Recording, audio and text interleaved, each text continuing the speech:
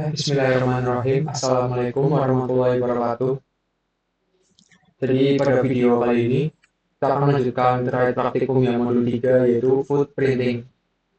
Nah, untuk tujuan pada praktikum kali ini, itu nanti teman-teman bisa mengenal dan juga memahami konsep dari food printing serta dapat juga menggunakan beberapa tools dari teknik food printing sendiri serta mampu menganalisis hasil yang didapat dari teknik food printing yang telah dilakukan. Kemudian teman-teman juga harus menyiapkan ya, aplikasi dan juga operating system yang digunakan. Itu ada Kali Linux yang sudah terinstall di VirtualBox. Kita pakai yang modul kemarin aja. Jadi di modul 3 ini kita cuma pakai satu VM ya, VM Kali Linux. Terus kemudian ada The Harvester sama Dig untuk tools food printingnya yang nanti akan saya pandu untuk instalasi dan juga konfigurasinya. Lanjut kita masuk ke dasar teori secara singkat aja. Jadi food printing sendiri merupakan suatu proses untuk mengumpulkan dan juga mengakumulasi data demi tujuan tertentu pada lingkungan jaringan komputer yang biasanya itu digunakan untuk mencari jalan masuk dari sebuah sistem untuk kita eksploitasi dari sistem tersebut. Nah, untuk mendapatkan data atau informasi tersebut, kita perlu metode yang namanya food printing. Nah, itu kan di food printing kita pakai beberapa tools yang nanti yang akan digunakan.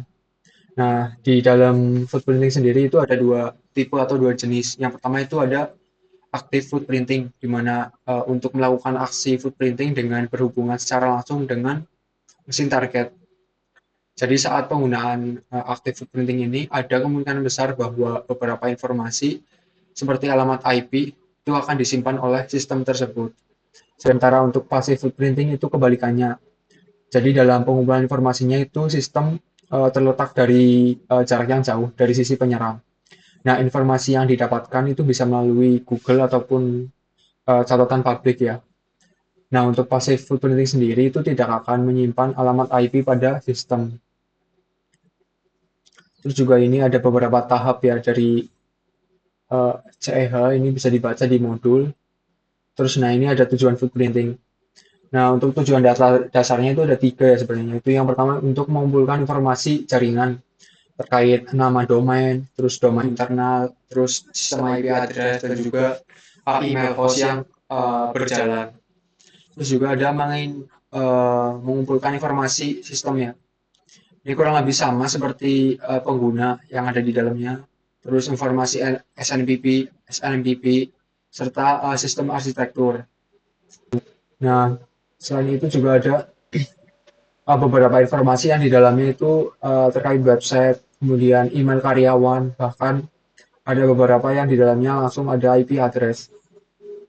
Nah, kemudian ada tahapan dari footprinting itu yang pertama ada identifying dari targetnya. Itu kita identifikasi sendiri sistem ataupun target yang akan kita lakukan scanning ya. Untuk port yang terbuka itu apa aja. Kemudian yang B itu ada gathering information. Itu setelah target diidentifikasi nanti akan dikumpulkan informasi sebanyak-banyaknya melalui tools yang akan kita gunakan nantinya. Kemudian ada analyzing result atau kita bisa analisis dari hasil yang kita dapat dan kita identifikasi kelemahan di sistem tersebut. Kemudian yang keempat ada planning attacks atau kita kumpulkan dulu informasi terkait apabila kita udah melakukan footprinting untuk kita rencanakan serangan yang akan kita lakukan di sistem tersebut.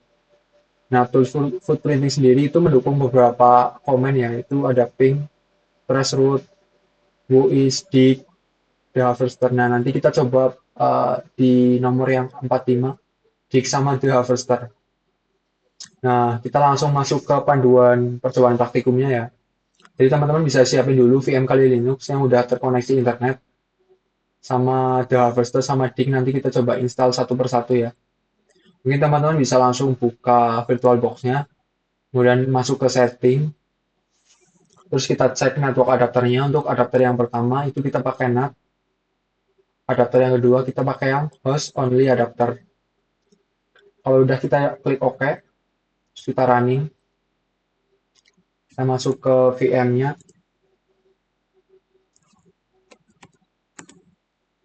terus kita masuk ke terminal ya. Sebelum itu kita coba cek dulu untuk akses internet dari VM-nya. itu udah dapat atau belum. Nah ini udah reply ya. Jadi kita udah dapat akses internet di VM Kali Linux ini. Nah untuk yang pertama kita coba jangan lupa untuk update repository dari Kali Linux-nya ya, dengan cara perintah sudo apt update. Kita masukin password kali. Nah ini aku sebelumnya udah update repository ya, jadi semuanya gini. Lanjut, setelah kita update repositorinya, kita coba install tools yang kita gunakan yaitu Harvester. Itu pakai perintah sudo apt install Harvester dns utils min y. Kalau udah kita enter. Nah ini juga sebelumnya udah aku install lah, jadi udah pakai versi yang terbaru. Nanti bisa disesuaikan dari VM teman-teman. Lanjut kita coba cek instalasi The Harvester-nya pakai perintah with The Harvester sama with dig. Nah ini kan berarti udah kita install ya di directory kita di user bin slash The Harvester sama slash dig. Lanjut kita masuk ke langkah praktikum ya. Ini kita bersihin aja terminalnya.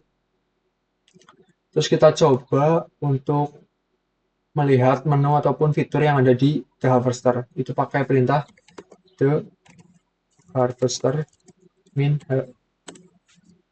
Nah ini bisa dilihat ada beberapa opsi ya terkait menu ataupun fitur yang ada di The Harvester seperti domain, terus limit, set limit, terus proxy, DNS server, DNS lookup, root, sama source source dari sistem. Nah, jadi kita coba beberapa komen aja ya. Untuk komen yang pertama, kita coba melakukan footprinting di sebuah domain. Domain example.com itu cuma buat contoh aja pakai perintah the harvester min d. Domainnya itu namanya example.com min b bin. Nah ini kan masih invalid ya karena kita belum tentuin domainnya. Lalu kita coba masuk ke domain contoh ya. Dengan cara kita ganti aja bin-nya menjadi domain Yahoo. Kayak gini. Kita tunggu untuk scanning targetnya. Nah ini kan udah tampil ya buat scanning di domain Yahoo. Nah ini udah tertampil juga untuk email yang kita dapetin. Itu total ada 33 email. Bisa dilihat email yang digunakan itu apa aja. Di sini udah ada ya. Terus sama juga host yang digunakan di sistem ini itu ada 12 host. Ini bisa dianalisis hostnya. Nah ini untuk percobaan yang pertama ya. Jangan lupa di screenshot yang example Yahoo. Kalau udah kita lanjut untuk footprinting dengan menggunakan dig. Kalau tadi kan kita pakai Harvester, kita coba pakai yang dig. Nah untuk domainnya kita bedain ya. Kalau tadi kan kita pakai domain Yahoo. Nah ini kita coba pakai domain yang ubuntu.com. Nah pakai domain ini dari web resminya Ubuntu dengan cara perintah dig ubuntu.com. Enter. Nah di sini udah kelihatan juga untuk informasi yang ada di domain ubuntu.com. Itu seperti ada beberapa query time, terus cookies, juga ada Azure section, di mana di sini di dalamnya ada IP dari ubuntu.com-nya yang running. Terus kita akses servernya itu di waktu berapa, dan juga port yang terbuka ini ada port UDP. Ini buat footprinting pakai DNS umum ya yang ada di domain ubuntu.com. Terus kita lanjut, kita coba lihat ya IP ini, cuma IP ini yang ditampilin. Itu pakai perintah di ubuntu.com a plus short. terus kita enter. Nah, bakal nampil IP ya yang ada di domain Ubuntu. Sebenarnya sama kayak yang ini, cuman ini lebih versi lengkapnya aja. Kita coba cek record dari name server yang ada di domain ubuntu.com. Itu pakai perintah di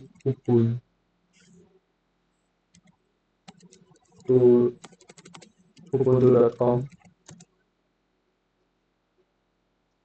ns untuk name server sama sort. Kita ambil 3 aja buat name servernya. Itu yang ada tampilan ns2, ns3, ns1 ini merupakan name server yang ada di domain ubuntu.com. Selanjutnya kita coba perintah buat melihat record mx atau mail server yang ada di ubuntu.com. Itu pakai perintah di ubuntu.com mx plus sort.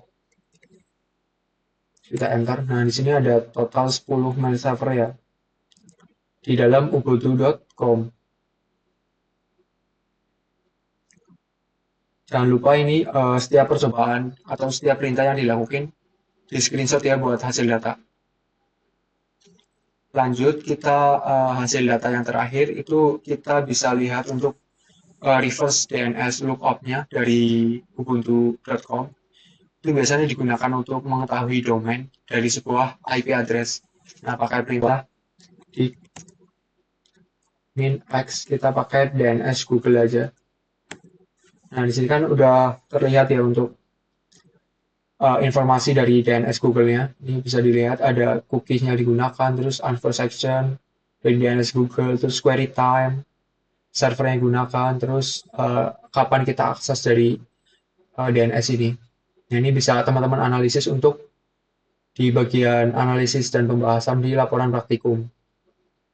Nah, mungkin itu ya buat percobaannya. Jangan lupa di screenshot ya. Jadi untuk yang di screenshot buat hasil data, itu ada 4.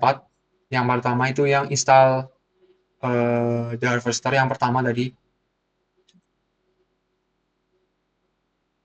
Yang ini buat hasil data yang pertama. Hasil data yang kedua itu data footprinting yang di Yahoo, domain Yahoo. Yang ini. Yang ini ya di screenshot sampai tampil email yang terdapat di domain tersebut sama host yang ditemukan.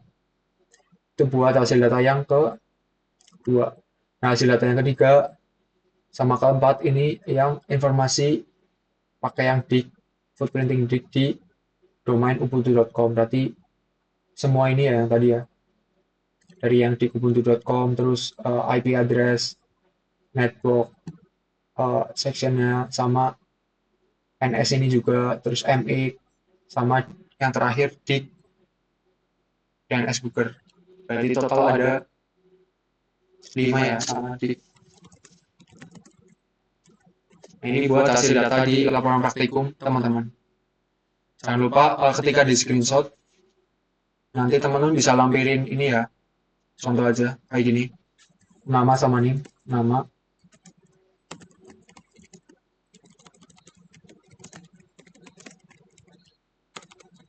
Terus name.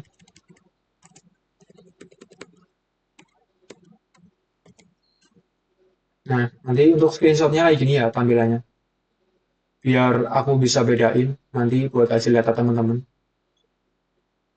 Pakai snipping tool aja dari Windows terus di screenshot ini.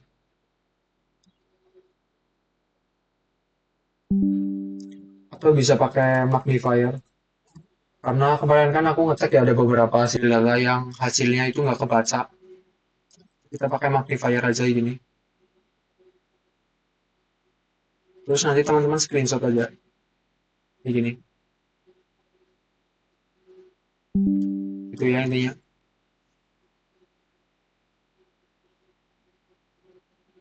Mungkin sekian ya pada praktikum pada modul 3 kali ini. Mungkin teman-teman bisa uh, lihat video ini lalu bisa dilakuin di laptop teman-teman masing-masing. Jangan lupa buat laporan praktikum dikerjain ya. Mungkin sekian dari aku. Kalau mungkin nanti teman-teman ada kendala ataupun permasalahan ya dalam menjalankan praktikum modul 3 bisa ditanyain di grup WA ya. Nanti bisa nanti teman-teman Asprag bisa menjawab dari kendala teman-teman. Mungkin terima kasih sekian dari saya. Assalamualaikum warahmatullahi wabarakatuh.